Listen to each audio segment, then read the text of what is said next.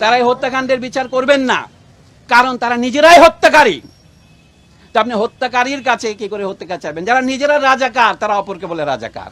পৃথিবীতে এর চেয়ে বড় পরিহাস আর কি আছে?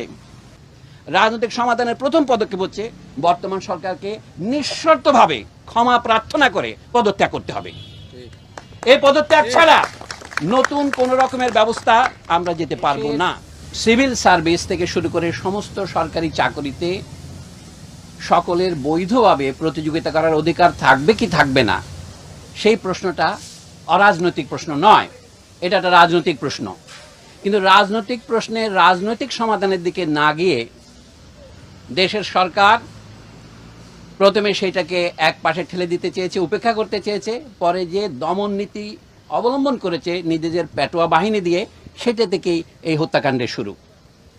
আমরা প্রথমেই পরিষ্কার করে বলতে চাই, এই হত্যাকাণ্ড রাষ্ট্রীয় মদতে হয়েছে, রাষ্ট্রীয় বাহিনীর দ্বারা হয়েছে এবং রাষ্ট্রীয় বাহিনীর সহযোগীদের দ্বারা হয়েছে, যাদেরকে আমরা বলতে পারি প্রাইভেট বাহিনী। এর বিশ্বাসযোগ্য তদন্তের জন্য অবশ্যই বর্তমান পরিস্থিতিতে আন্তর্জাতিক তদন্ত দরকার। আমরা আমাদের নিহত, আহত, গুম হওয়া এবং নির্যাতিত জাতীয় জনগণের পক্ষ থেকে সেই দাবিকে অকুণ্ঠ সমর্থন জানাই। দ্বিতীয়ত, এখনো হত্যাকাণ্ডকে অস্বীকার করার জন্য একটা উদাহরণ দেই আপনাদের। গতকাল শোক দিবসের নামে একটা প্রজ্ঞাপন জারি করেছেন মন্ত্রিপরিষদ সচিব।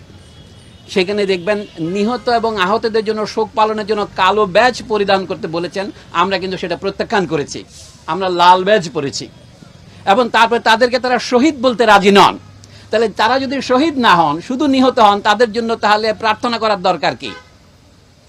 এটা হচ্ছে একটা নয়, এই ধরনের অজস্র সবিরোধ আপনারা পাবেন। সরকার এখন এই হত্যাকাণ্ডকে জায়েজ করবার জন্য যে অজুহাত ব্যবহার করছেন, যে তারা মেট্রো রেল স্টেশনে হামলা করেছে, সেতু ভবনে হামলা করেছে, অথবা বাংলাদেশ টেলিভিশন ভবনে হরণ করেছে। আমাদের জ্ঞানী বিশ্লেষকরা, যেমন ব্রিগেডিয়ার জেনারেল শাকাওয়াত হোসেন, তার পরিষ্কার করেছেন এইগুলিকে বলা হয় কি পয়েন্ট ইনস্টলেশনস, কেপিআই। এগুলি রক্ষার জন্য সরকার কোনো পূর্ব ব্যবস্থা গ্রহণ করেনি, অথবা করলেও যথাযথ ব্যবস্থা গ্রহণ না করার ফলে এটা এর দায় কে বহন করবে? তাদেরকেই বহন করতে হবে। আর যেখানে গুলি হয়েছে, ধরুন প্রথমেই আবু সাইদ যেখানে নিহত হয়েছে রংপুরে, সেখানে কোন কেপিআই আক্রমণ করেছিল তারা? এখনো সরকারের সর্বোচ্চ মহল থেকে বলা হচ্ছে যে আমাদের উন্নয়নের প্রতীকগুলোকে ধ্বংস করার জন্যে আমাদের রাজনৈতিক বিরোধীরা এই আন্দোলনে ঢুকে পড়েছে। কথাটা যদি ধরে নেই, যুক্তির খাতিরে সত্য হই, তাহলে বলতে হবে দেশের মানুষ এটাকে সেই মুহূর্তে সমর্থন করলো কেন? ধরুন মিরপুর 10-এ অথবা অন্যান্য যে মেট্রো রেলে আক্রমণ করলো কেন? আমাদের দেশের অথবা যে কোনো ঔপনিবেশিক দেশের ইতিহাসের সাথে যারা পরিচিত, এমনকি ইউরোপের দেশের ইতিহাস যারা পরিচিত, তারা জানেন মানুষ যাকে ক্ষমতার দম্ভের প্রতীক মনে করে সেটাকে হামলা করে। আমরা বলেছি সরকারকে ক্ষমা চাইতে হবে। এখন সেই পর্যায়ে পার হয়ে গেছে। এখন জনগণের পক্ষ থেকে ক্রমশ ধ্বনি উঠবে, এই সরকারের ক্ষমতা থাকার অবস্থায় আপনারা কি কেউ বিশ্বাস করেন তারা এই ন্যায় বিচার করতে পারবেন? তারা এই হত্যাকাণ্ডের বিচার করবেন না, কারণ তারা নিজেরাই হত্যাকারী। তো আপনি হত্যাকারীর কাছে কি করে হত্যাকার চাইবেন? যারা নিজেরা রাজাকার তারা অপরকে বলে রাজাকার। পৃথিবীতে এর চেয়ে বড় পরিহাস আর কি আছে?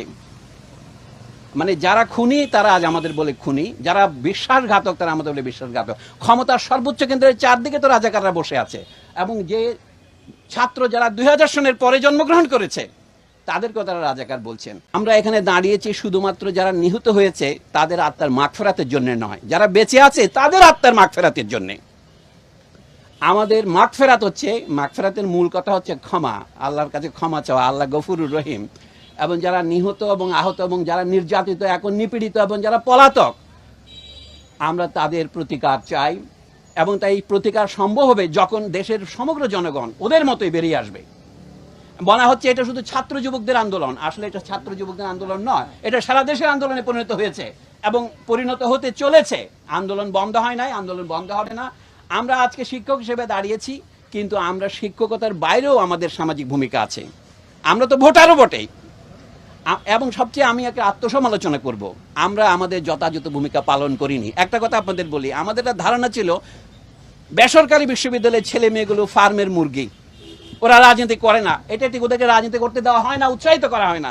আজকে আমরা অবাক হলাম যখন সরকারি বা পাবলিক বিশ্ববিদ্যালয়গুলিতে সরকারি বাহিনীর হামলার ফলে সাধারণ ছাত্ররা জেগে উঠলো তাদের বিরুদ্ধে। তারা যখন পরাজয়ের মুখে, তখন তাদেরকে সরিয়ে নিয়ে রাষ্ট্রীয় বাহিনী ঢুকিয়ে দেওয়া হলো, এবং তখনই দেখা গেল আন্দোলন ছড়িয়ে পড়লো। শুধু কি ঢাকার প্রাইভেট বিশ্ববিদ্যালয়গুলিতে না, সারা দেশেতে ছড়িয়ে পড়লো। মানব জাতির ইতিহাস যদি দেখেন, আসলে কি মানুষ যাকে যে যুগকে আমরা আদিম যুগ বলি, মধ্যযুগ বলি, তার তুলনায় আমরা কি বেশি সভ্য, বেশি সদয়, বেশি দয়ালু, বেশি ভালোবাসা প্রবণ হয়েছি? আমার সন্দেহ আছে। সেটা নিয়ে আজকে আলোচনা করার বিষয় নয়, কিন্তু আমি বলবো তারপরেও আপনার ভবিষ্যৎ প্রগতির জন্য নয়, আপনার আজকের জন্যেই আমাদের দাঁড়াতে হবে বুক বেঁধে। হ্যাঁ, গুলিতে যারা মারা গিয়েছেন তারা আমাদের পথপ্রদর্শক। আমাদের মধ্যে অনেকে আমরাও মারা যেতে পারি, আমরাও গ্রেপ্তার হতে পারি, সেটা মনে রাখতে হবে আপনাদের। আমরা বিশাল জনস্রোতের সঙ্গে আছি, কিন্তু আমরা ভেসে যাওয়ার জন্য আসিনি। আমাদের বুদ্ধিজীবী হিসাবে আমাদের আত্মসমালোচনার দরকার। আমাদের এই সমস্যার পুরো পুঙ্খানুপুঙ্খ ব্যাখ্যা করা দরকার।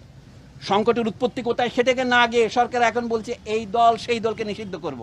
সেটা কিন্তু মূল সমস্যার কোনো হাতই লাগবে না, শুধু সমস্যাকে আরো বাড়াবে, আরো ক্যান্সারের সৃষ্টিপাত করবে। এই জন্য এখন যেটা দরকার, পুরনো কথা ধার করেই বলি, রাজনৈতিক সমাধান। রাজনৈতিক সমাধানের প্রথম পদক্ষেপ হচ্ছে বর্তমান সরকারকে নিঃশর্তভাবে ক্ষমা প্রার্থনা করে পদত্যাগ করতে হবে। এই পদত্যাগ ছাড়া নতুন কোন রকমের ব্যবস্থা আমরা যেতে পারবো না। হয়তো এখন আমার কথা আপনাদের কাছে এখনো মনে হবে খানিকটা ইউটোপিয়ান, কাল্পনিক, কিন্তু আপনারা সেটা দেখতে যাচ্ছেন। আজ না হোক কাল হোক, যত দ্রুত এই অবস্থার পরিসমাপ্তি হয় ততই আমরা বিশ্ববিদ্যালয় খুলতে পারবো। আমরা লিখে দিচ্ছি শিক্ষার্থীরা গ্রেপ্তার কেন, অবিলম্বে মুক্তি দাও, সেটা আমাদের দাবি। আমরা বলছি বিশ্ববিদ্যালয়ে নিরাপদ শিক্ষার পরিবেশ ফিরিয়ে আনতে হবে, নাহলে আমাদের ছাত্রছাত্রীরা যদি আসতে না পারে আমরা কি পড়াবো, আমরা কাকে পড়াবো?